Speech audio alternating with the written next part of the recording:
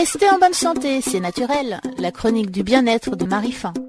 Quelle rentrée n'est-elle pas accompagnée de sa ribambelle de bonnes résolutions? Si l'une d'entre elles concerne votre bien-être, il se peut que vous ayez envisagé de commencer la pratique du yoga. Mais dès lors, une question se pose face à la multitude de l'offre. Qu'est-ce que le yoga finalement? Quel est son but et lequel choisir? Comme chacun sait, le yoga nous vient de l'Inde. Il est issu d'une tradition plusieurs fois millénaire et le mot même, venu du sanskrit, signifie joindre ou union. Ces bases ont été mises sous la forme écrite pour la première fois dans les Yoga Sutras de Patanjali, vraisemblablement au IIe siècle avant notre ère. Pour qui désire une approche intellectuelle et originelle du yoga, ces sutras constituent leur base la plus indispensable.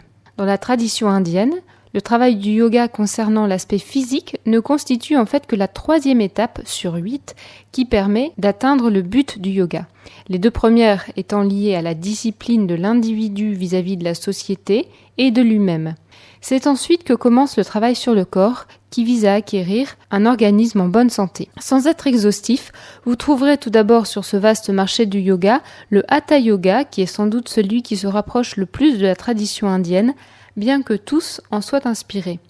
Il consiste en la pratique de postures physiques, ou asanas, lesquelles sont réalisées en harmonisant la respiration et l'exercice. La séance consiste en la pratique de ces postures dans un ordre de difficulté croissante.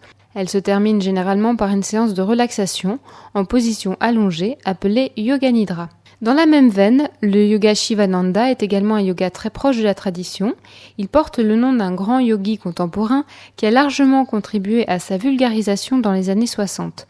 Il a sélectionné parmi les milliers de postures la plupart de celles que nous connaissons aujourd'hui. Plus physique, le yoga Iyengar tient son nom d'un autre grand yogi contemporain qui a revisité les bases de sa tradition en l'affinant et en permettant d'utiliser quelques outils comme des cordes ou des morceaux de bois afin d'accentuer les postures et d'en tirer un bénéfice physique encore plus grand.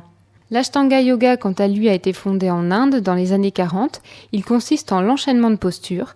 Il est très dynamique et ceux qui le pratiquent ont la possibilité de passer des niveaux, ce qui est propre à ce yoga. Il est souvent associé à de la gymnastique, bien qu'il reste bien ancré dans la tradition.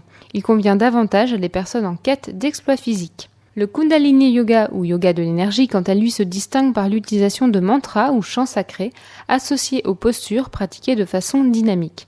Il est plus orienté vers l'aspect spirituel du yoga et entend développer l'énergie qui sommeille en chacun de nous. Le Power Yoga nous vient des États-Unis où il a été créé pour répondre à des problématiques très occidentales. Gérer son stress, perdre du poids, se préparer aux compétitions pour les sportifs. Il est très aérobique, s'enseigne dans les centres de fitness, mais il est peu développé en France.